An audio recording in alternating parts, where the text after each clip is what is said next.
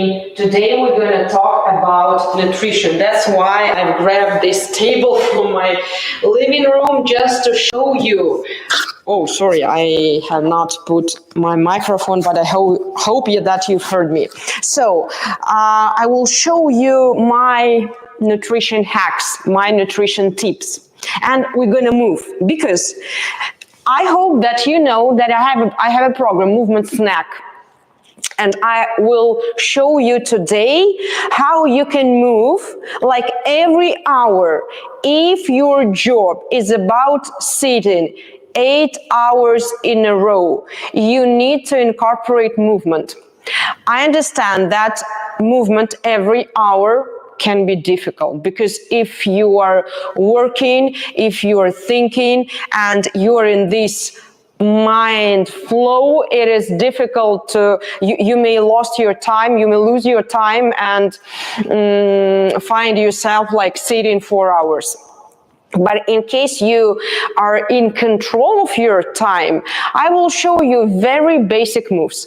Everything I'm showing you is very basic, but this one you can implement, you can incorporate in your life, even sitting on a chair, it's not a problem. But first of all, let's talk about nutrition. Let's see how to move during meetings. I will show you, I will sit on this table and I will show you because today's morning I have received a question about ankle mobility, ankle stability, and food, whether my workouts will help you with your ankle stability. Of course, I have flat foot, but my foot became super functional. I don't have, for recent 5 years, any problems with my knees. Those who has a flat foot know, number one problem is knee. I'm running, I'm living in Southern California, I have these beautiful hills, I'm running several times per week just for my morning rejuvenation, and it is like a way of talking to myself. Very, very light running, very, very slow, and I don't have any problems with my knees, any at all. I am playing tennis and I don't have any problems. So my foot became super functional because of these unilateral movements. You are here, you're engaging your ankle, you're engaging your foot, you're in control of your knee position, you're in control of your foot arch, and this is just super beautiful. My foot became super musculature. I feel the padded areas. These are my muscles. I feel myself super stable and super strong. Not because I'm the strongest woman in the world, no, because I can control myself and I'm able to create this lengthening tension and balance at the same time. So I will show you what you can do sitting on a chair. But let's go deep into my nutrition plan. So, hunger scale. Hunger scale, you may Google it, I will send it. For those who are in our private Telegram channel, the Telegram channel of our workshop, you will get this hunger scale. What is it? So, it is the scale showing your hunger and fullness, just the way you feel yourself full or you feel hunger. This is the main mechanism that is we were born with this mechanism. And it really helps me. When I feel hunger, it means that I'm in deficiency of micro and macronutrients, and I eat.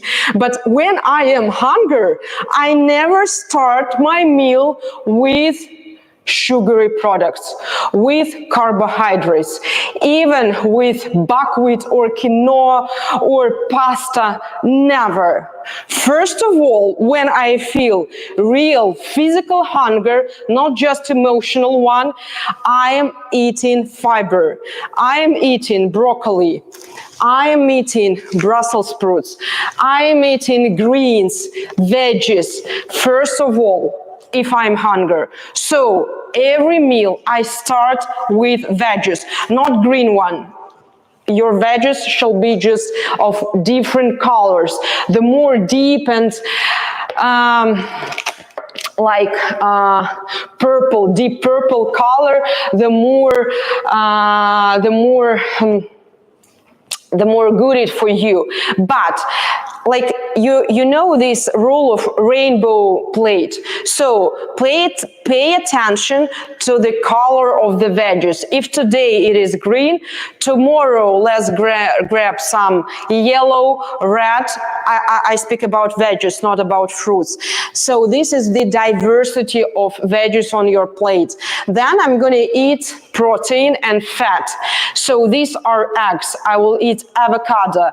I will eat fish, or I will eat meat, red meat, chicken breast or chicken thighs, and any kind of fish, any sort of fish.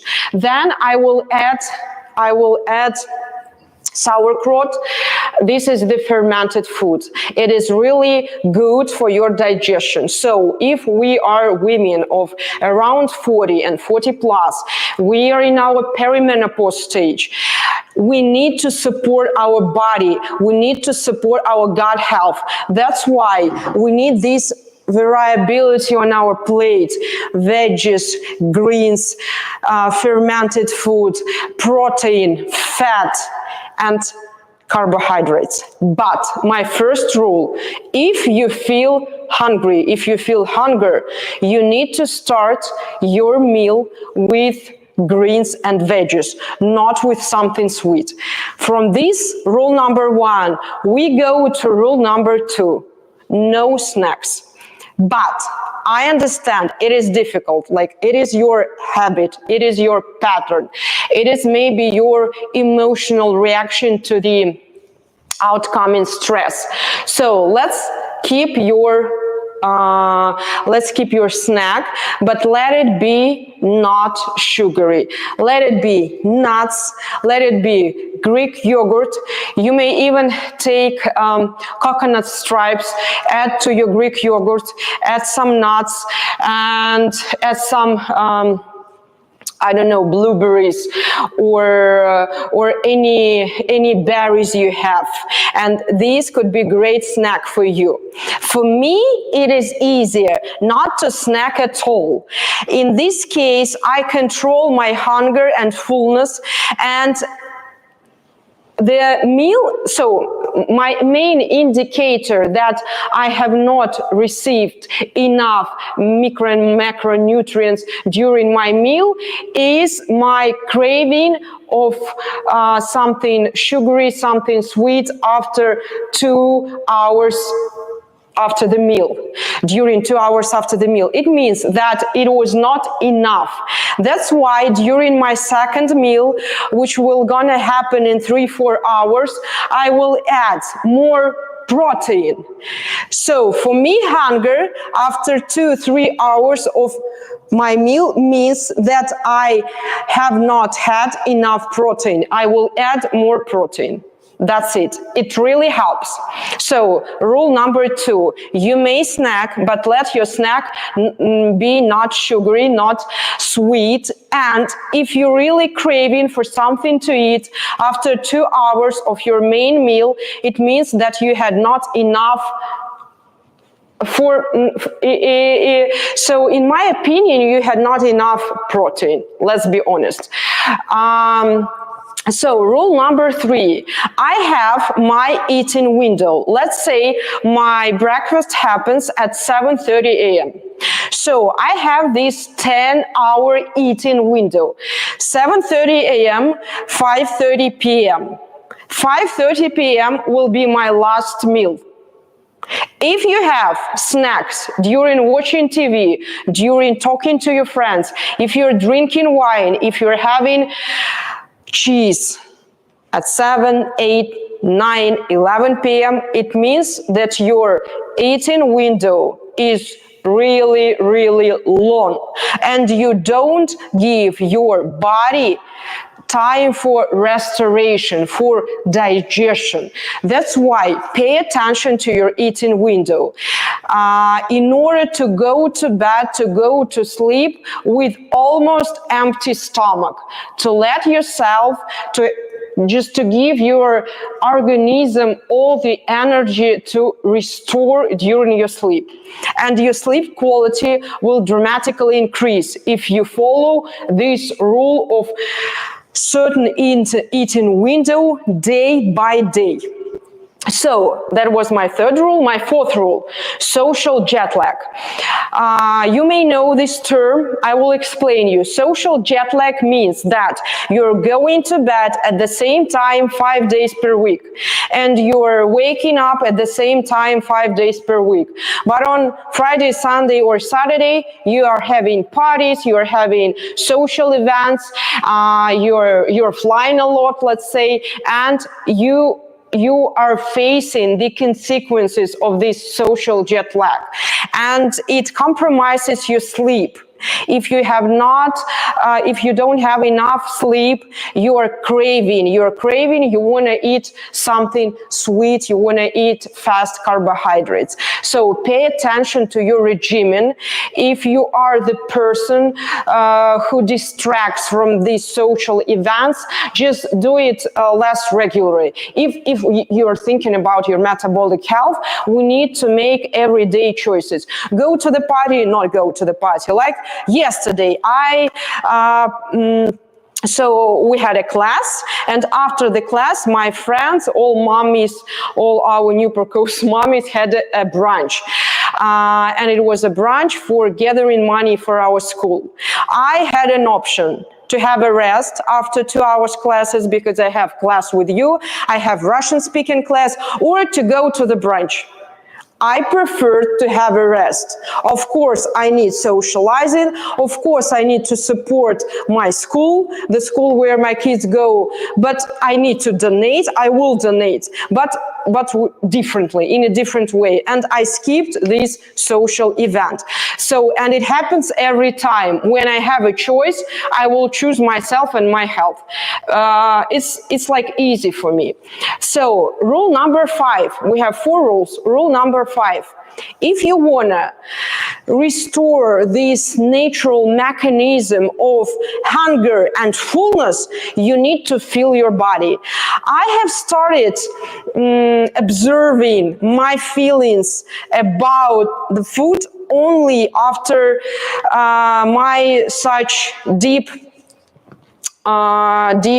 movement work. I don't know, deep movement,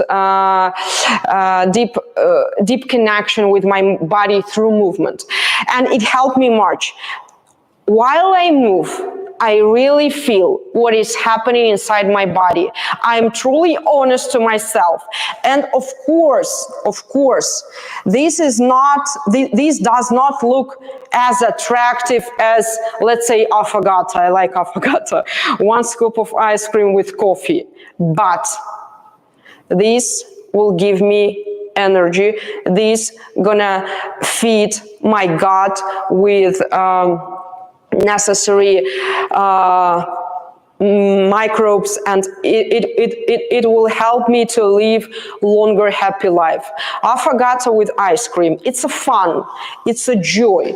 So we have like the choice. You want to fun and joy, or you want to have long-term happiness. Well, fun and joy for, let's say, 3-5 minutes, or long-term happiness. What I mean when I'm talking about long-term happiness, I feel lightness inside myself. I feel myself absolutely movable. I have tested myself, and now I know if I eat too much quick carbohydrates, I have less range of motion. I have talked to my colleagues from Israel,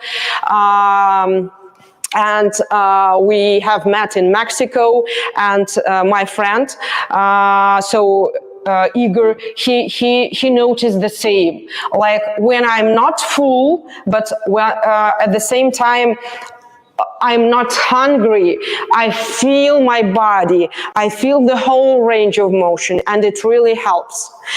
That's it. Only 5 rules and nothing special, nothing special. What I want to mention is about ingredients. If you buy something and you are reading what it is consisted of, you need to have maximum 5 ingredients. If you see like the whole poem, blah, blah, blah, blah, blah, blah, lots of chemical ingredients, you don't need to buy it. Buy plain food. Your diet, your nutrition shall be nutrient dense. It is not a diet. And speaking about protocols, different eating protocols, keto, carnivore, I don't like it because you need to exclude very important nutrients from your life. You need certain protocols for your current metabolic and health conditions. If it is prescribed for you to lower your glucose level, to beat your insulin resistance, then do it.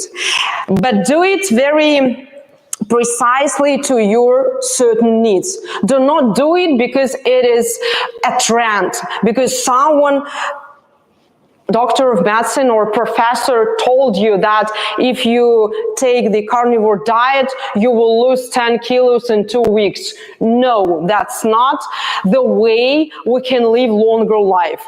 We shall understand if we are plus minus generally healthy people, we need healthy nutrition. That's it. Believe me, you don't need sugars at all. You don't need added sugars to any of the products you consume.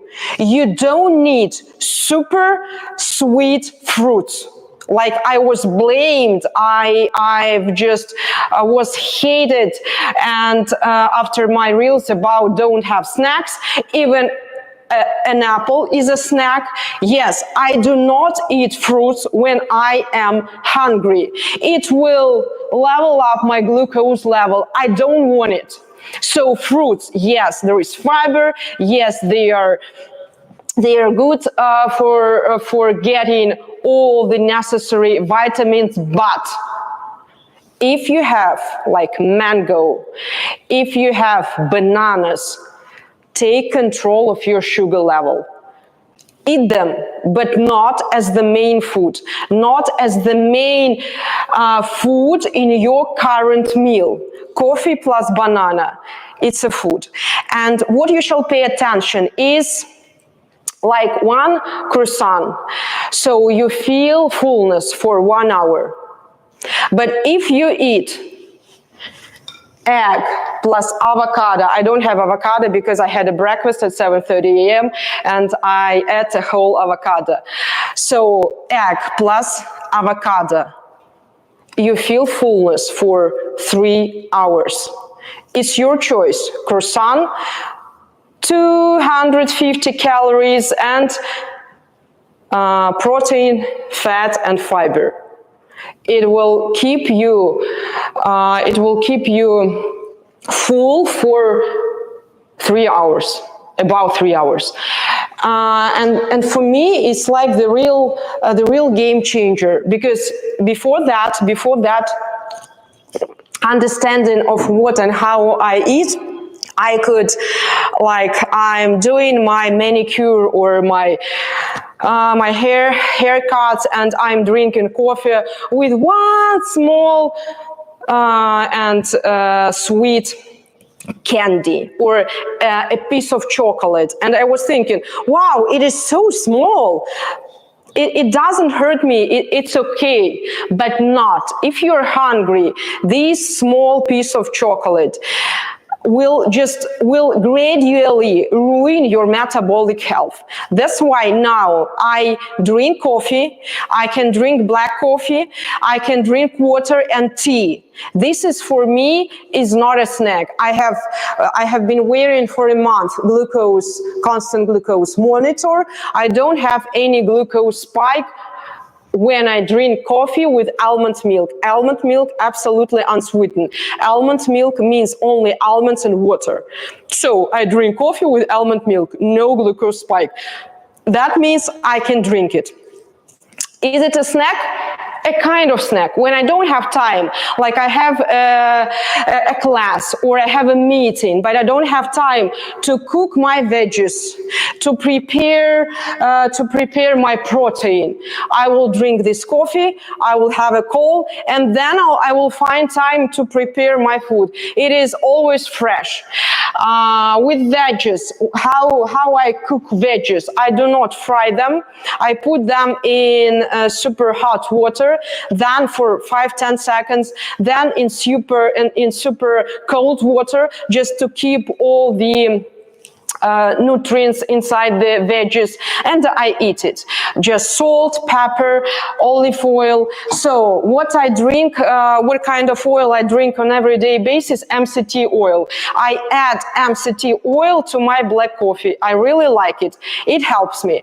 And if you have like 3 really nutrient dense meals per day, for a woman of my weight and my level of activity, it's more than enough. I don't name and call my meals as breakfast, lunch, and dinner. It is the first meal in a day after I woke up, then the second meal, then the third meal. That's it. Because for many of us, breakfast is associated with something small, something sweet, and many women, I know many women like to skip the breakfast, like I'm not hungry. Then you have your dinner, then you have a big lunch, then you have your popcorn before the TV or computer or phone.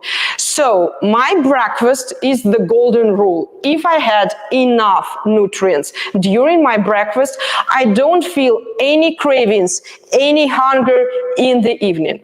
And I have this eating window. That's all. That's all golden rules that I have and that I follow. And let's look at your questions. What do you think about intermittent fasting? I'm okay with it, but I have noticed among my students and with myself that if I am making my movement drills without having a breakfast in the morning, then I feel super hungry in the evening. For me and for many of my girls, breakfast became like the religion. Really, if you are a perimenopause woman and you're struggling with fat with extra fat, especially around your belly zone, if you're struggling with gaining muscle, if you really want to gain muscle, you need to have breakfast before your exercising routine. Your breakfast may be at 10 a.m., 11 a.m., but if you would like to have any physical activity in the morning, do it after your breakfast. It can be super light, but it's like half avocado and half egg with coffee. It is super light, but it will give you this energy because we women, we have genetically and naturally, we have more fat cells. And if you are craving, if you're putting yourself in a super hunger mode, your body starts to store more fat, because fat for you is the energy. With men, it is different situation. Men can practice fasting. It really works for men.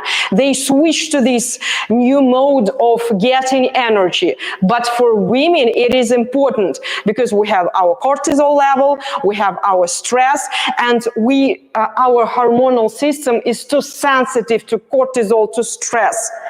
If you wanna torch your fat, if you wanna gain muscles, you need to have nutrient-dense meal before your movement routine. Just keeping this in mind, all I have about fasting. So what do you think about pre-cooked vegetables that comes frozen? Nope.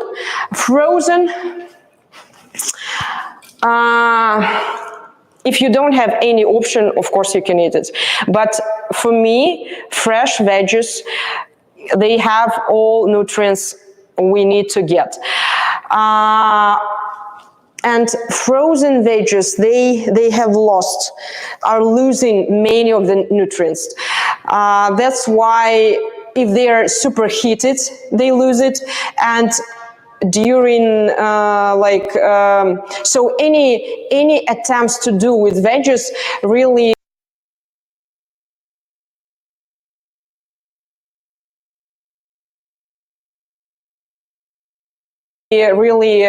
just destroys all the macro and micronutrients they contain. That's why it's better than nothing. If you cannot, let yourself and buy fresh veggies, buy frozen one. But as a general rule, I prefer fresh veggies. So what about pre and post workout for energy and recovery? Pre and post workout concept is for bodybuilders. You're not a bodybuilder. You don't need to, like I've told you, you have to eat before the workout, before the movement routine. And I don't think that you need to eat after, because you do not train as a bodybuilder. You do not work with extra weights. You're not a professional athlete. So I do not follow this rule because I'm not a professional athlete. I'm more than enough. I'm tuned to myself. If after workout I feel hunger, really physical hunger, I'm gonna eat. But it's not the general rule. If I do not want to eat, I won't eat. The main rule for women is to eat before workout, like 30 minutes before, and that will be more than enough. Whether to eat after workout, it depends. But let's be honest, you're not working out as an elite athlete. You have not spent so much energy to take this protein shake. Protein shake, it is useless. It's a lot of carbohydrates. It's like your sweetie, meaty cocktail. You don't need it. They told you to buy these protein shakes because you need to spend money on them. You need to buy protein powder and use it. But in general, if you have all your nutrients on your plate, you don't need protein powder. I do not use creatine. I'm not a certified nutritionist. I cannot recommend you any supplements. If you believe that creatine is working, you can take it. I do not believe, I do not take it. No, I'm not, Jody, about frozen vegetables. I do not agree with you. That's not true. So I mostly eat fruits and veggies. I don't eat meat at all. And I have cheese. Any tips for me? You need protein. Get protein anywhere you can.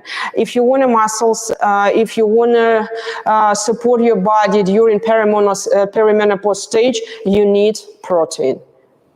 That's it. What would be a good juice for your opinion? I don't drink juices at all. Eat. Eat what you can eat and drink water. You don't need juices.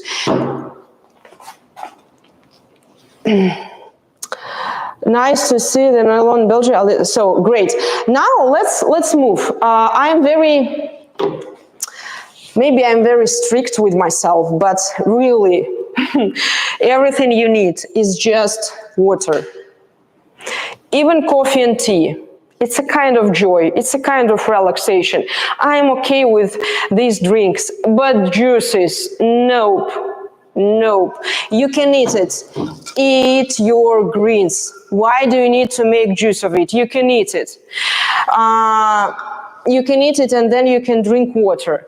So I have promised to show what you can do while you're sitting for a long time. Tomorrow it will be class about this one, my cod liver oil. I take it like it's for omega-3 and I take MCT oil. That's what I really can recommend, not being a certified nutritionist or a doctor. It really helps. So you're sitting. Let's say you're sitting You're not sitting on your sitting bones, and I don't think you need to sit on your sitting bones like every time. This is not the ideal sitting pose.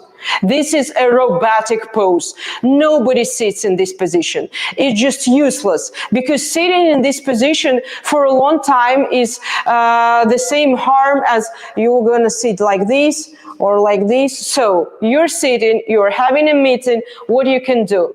You can work with your lower belly, with your deep frontal line, in the way that you're putting your hands on the chair, like pushing. So I have lower chair, that's why I cannot put the whole hand. I will put my fingers just to feel this pressure on the chair. And what I'm going to do, I'm going to bend my elbows, just not to let my shoulder blades go up, and I'm going to lift one leg, the opposite one. And of course, now I'm sitting on my sitting bones, and I'm making inhale, and while I'm exhaling, I'm pushing it up. And you should feel your lower belly. Great move. Then what I'm gonna do, I'm gonna work on my foot. Tip of the toes, heel, tip of the toes, heel. Then I'm gonna switch. Heel, tip of the toe, and switch. It's easy. Then I'm going to put foot into the foot, and I'm going to press one foot into the opposite one, and keep this tension for several seconds, then release. Keep this tension, then release. Keep the tension and release. Even in your shoes, if you don't wear high heels, you can do the same. Just keep the tension. You will feel your inner thighs. It really helps. Then, if I have an opportunity and I'm not in a meeting, but I'm in my office, and we have this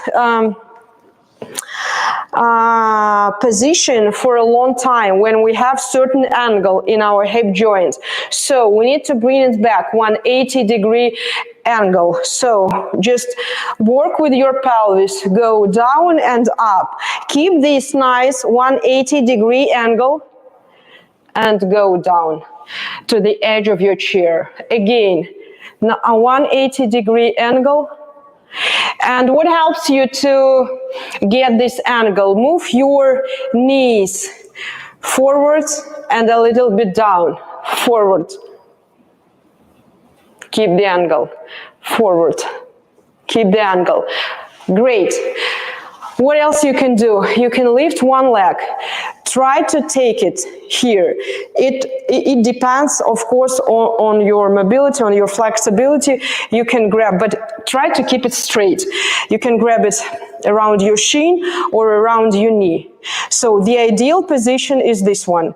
So you're keeping this tension and you are making rotation. And this is my one line. My left arm, my right arm, and the line of my chest. And what I'm going to do, like I've told you, I am against passive stretching, only active one. One. Inhale. Exhale.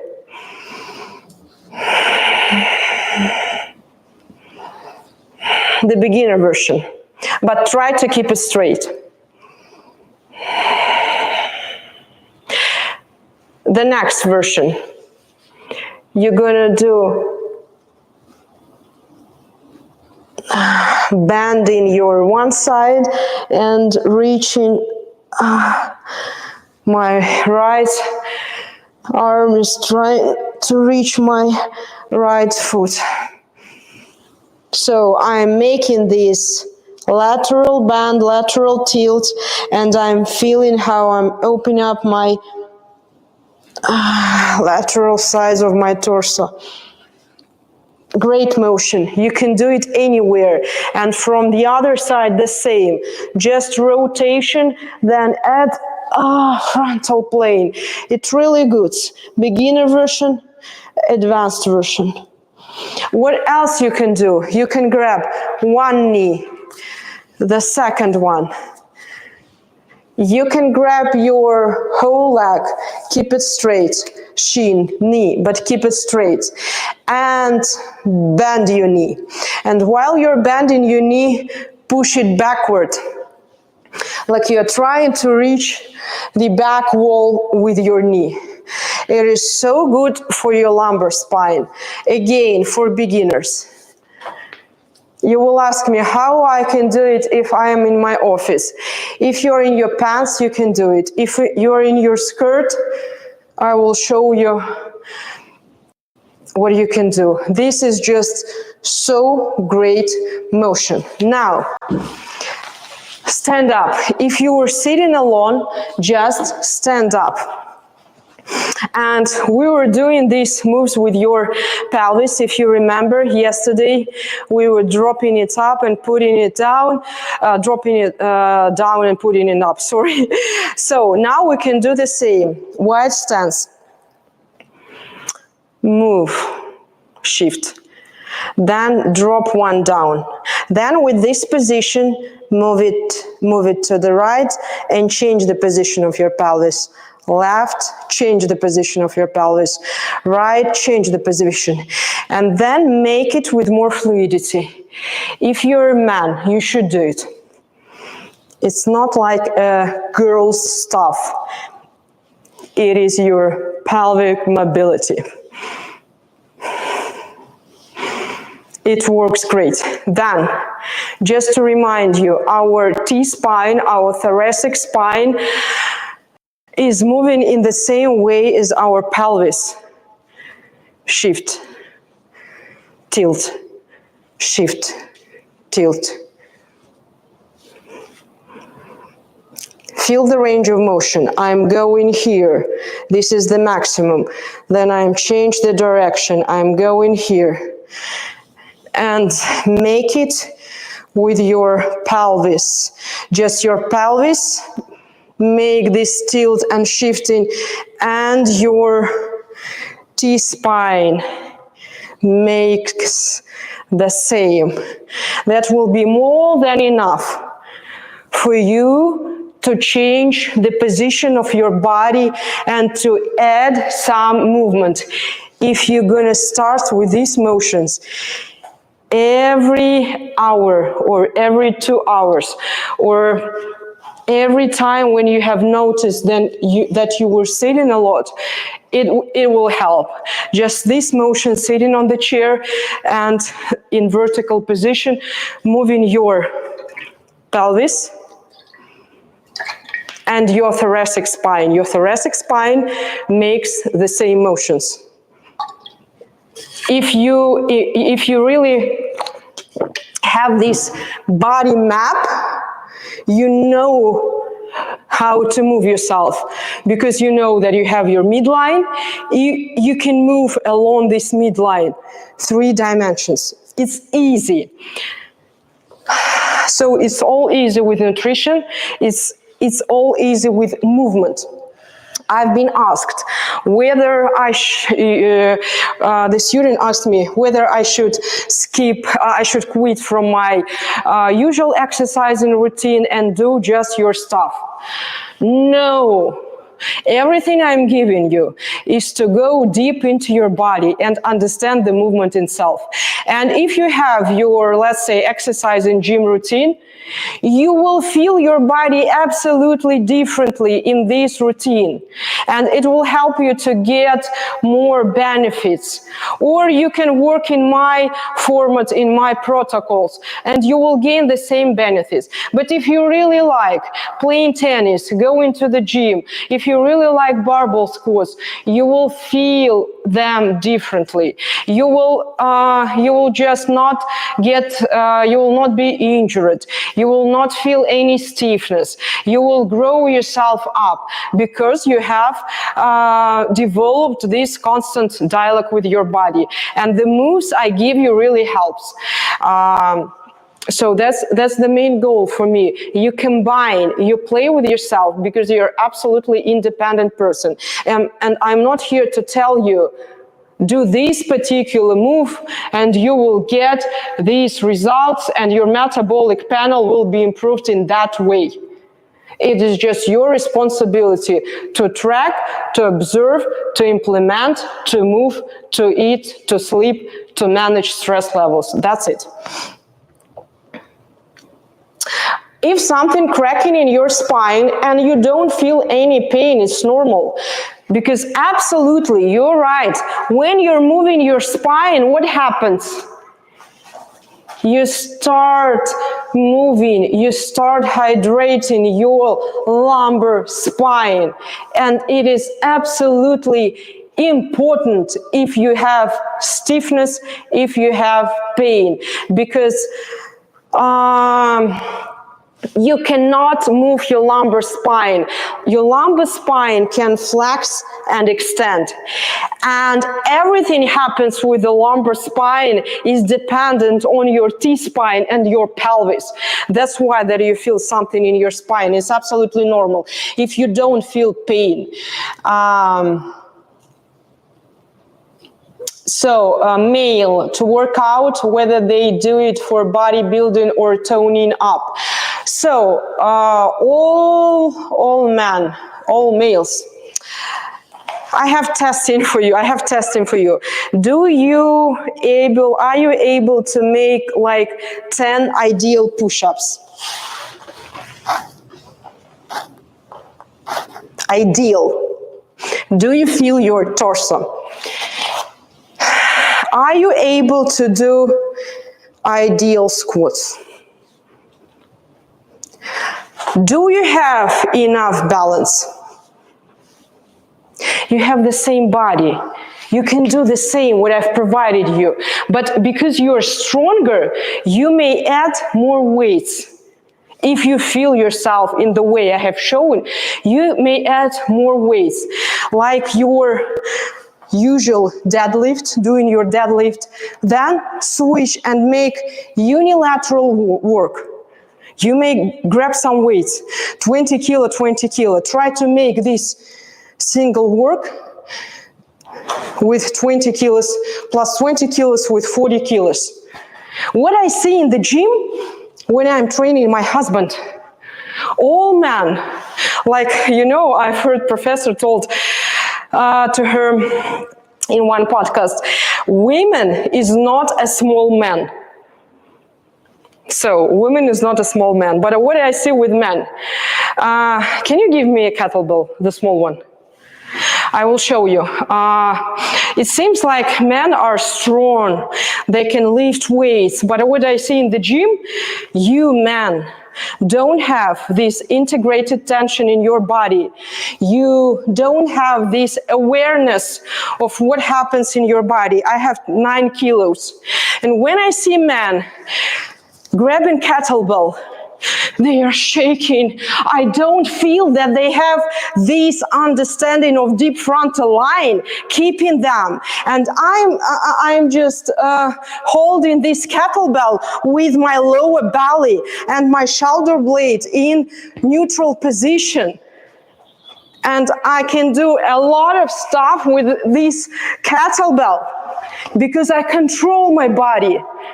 But what I see many big guys at the gyms, they do not control their body. They cannot do this simple stuff that you will be gonna do if you're training within my system. They cannot do it. They don't have enough flexibility and range of motion. That's why, it's not about strength. It's about your ego. You think that you will have big biceps, but your big biceps does not correlate with metabolic health. Think about it. Hunger. It's not a hunger table. You will see how you can assess yourself, whether you're hungry or whether you're full. So it's a hunger scale. You will see the scale. I will send you in our Telegram channel. So guys, I need to go. Move to sign up for your movement snack. It is up to you. If you feel it, that you want just, you see my workshops, as you have noticed, it's all about learning, our getting about